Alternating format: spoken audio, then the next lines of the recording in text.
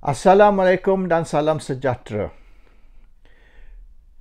Mengikut feedback maklumat dari orang dalam, nampaknya Ahmad Zaid Hamidi akan didapati bersalah.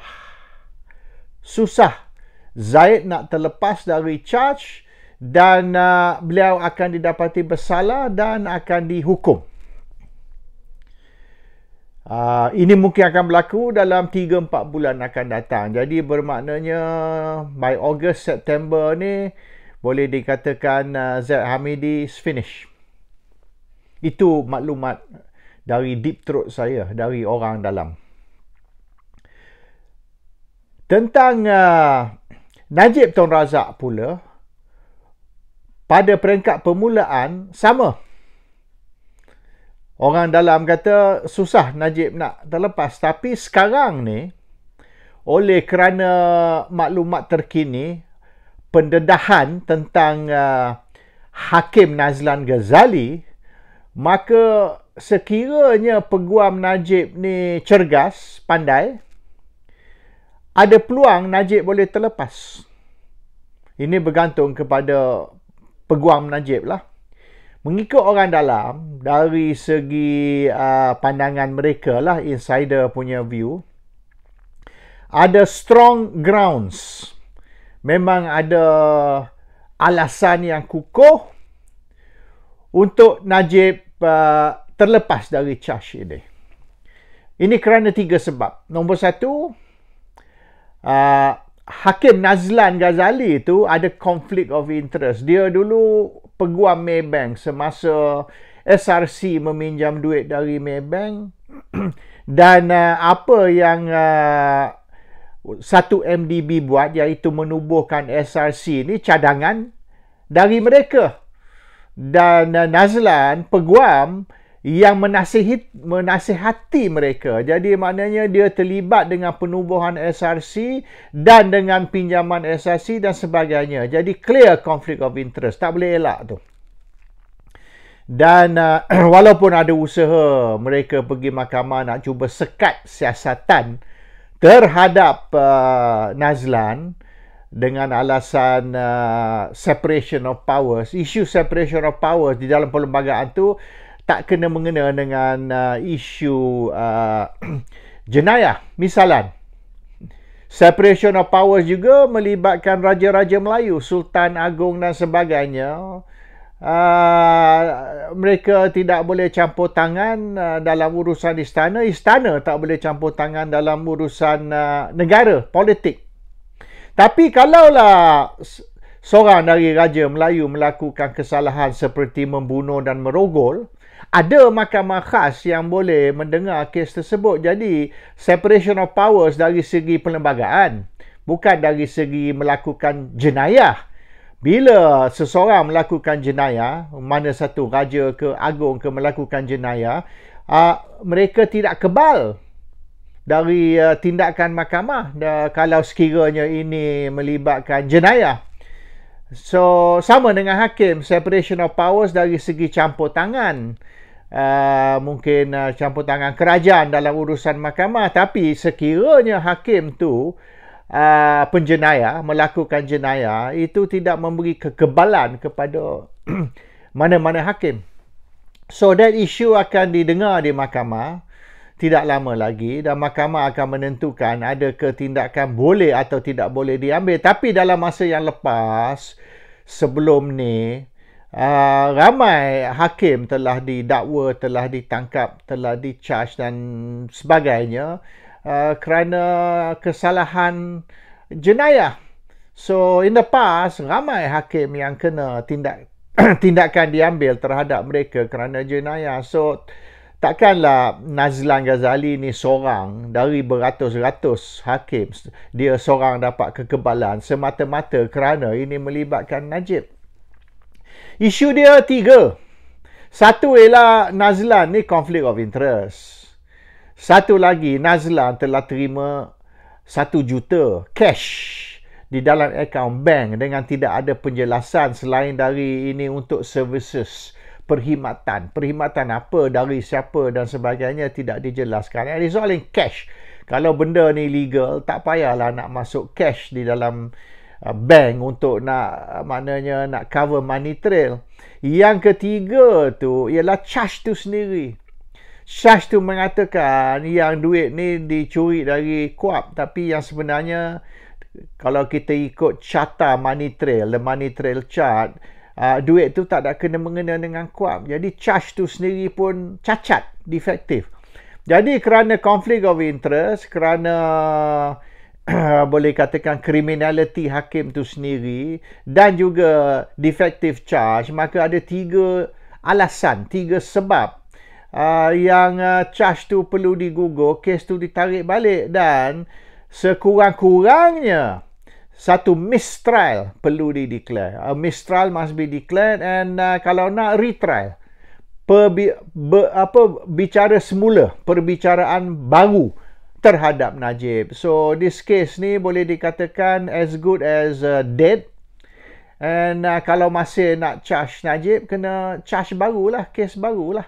A new trial all over again. Tapi masalah dia, trial ni dah lama. Ramai orang dah menjadi saksi dan nak suruh dia orang ni kembali ke mahkamah dan testify all over again. Orang letih tahu. Orang maknanya kalau dah kes ni dah gugur lah. Want to start all over again, and the whole process, maknanya dah berapa orang saksi terpaksa memberi kenyataan di mahkamah. Nak suruh buat sekali lagi, again. Dia orang pun tak larat lah, you know, and prosecution pun letih, saksi letih, everybody. So maknanya, will they go for a new trial? Itu satu lagi. Tapi mistrial tu boleh katakan confirm.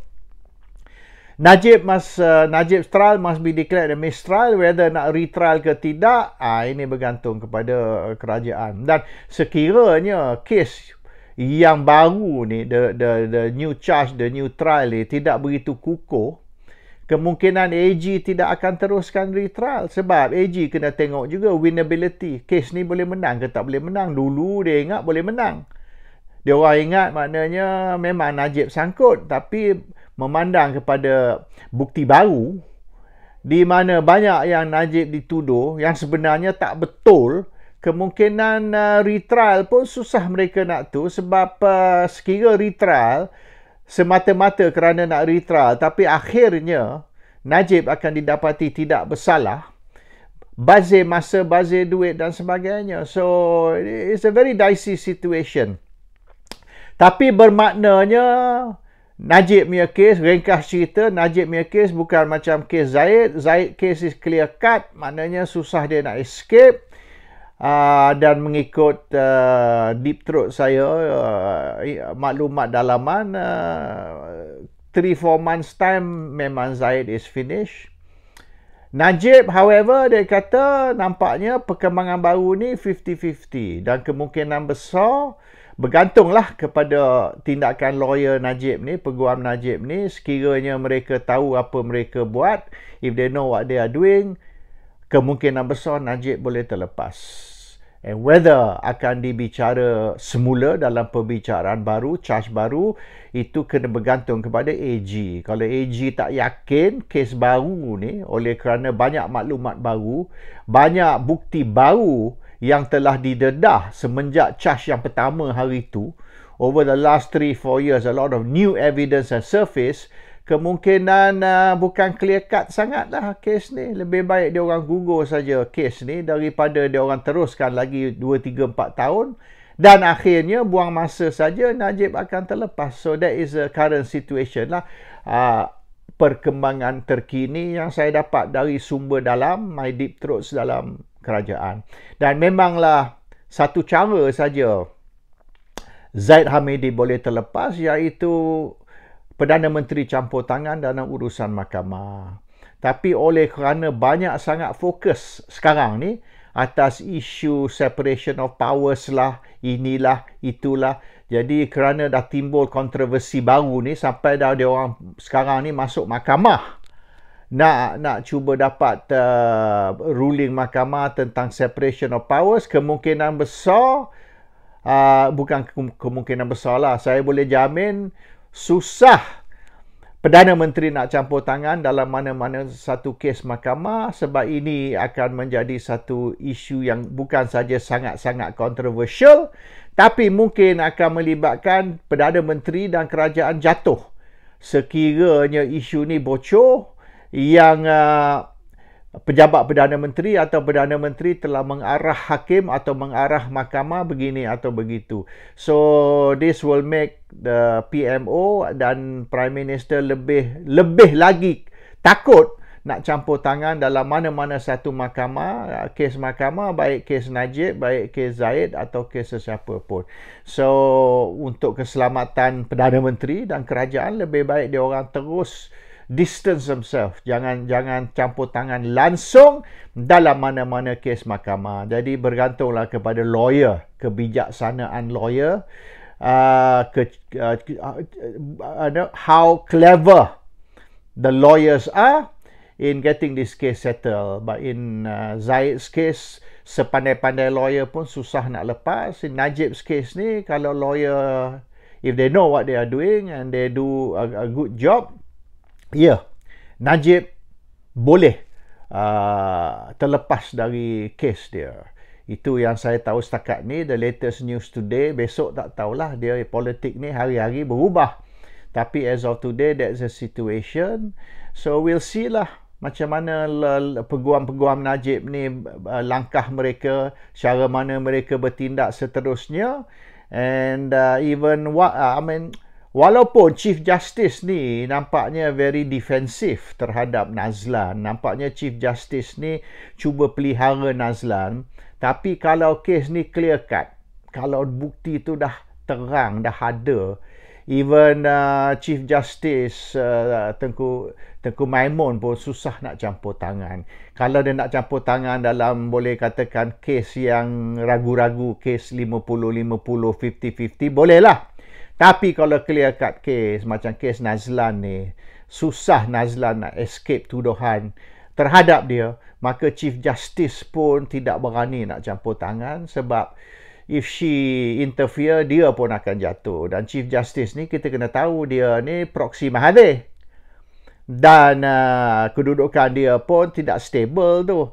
Sama macam dulu Latifah Koya, KP, SPRM, Tommy Thomas, AG, ini semua lantikkan Mahathir. Dan mereka semua cepat-cepat letak jawatan apabila Mahathir jatuh. Tapi kawan kita ni, Chief Justice ni, dia rasa dia masih boleh mempertahankan kedudukan dia. Tapi yang sebenarnya, she is a marked person. She got a target on her back also. Silap sikit aja, dia orang akan pancung, sebab Chief Justice ni is Mahathir's proxy. Ini boleh dikatakan kuda Mahathir. Jadi kalau dia salah langkah saja, dia orang akan patahkan kaki dia. So she has to be very careful. Her life also is hanging on a string. So itu saja the latest news from the corridors of power and the palace of justice. Assalamualaikum, salam sejahtera.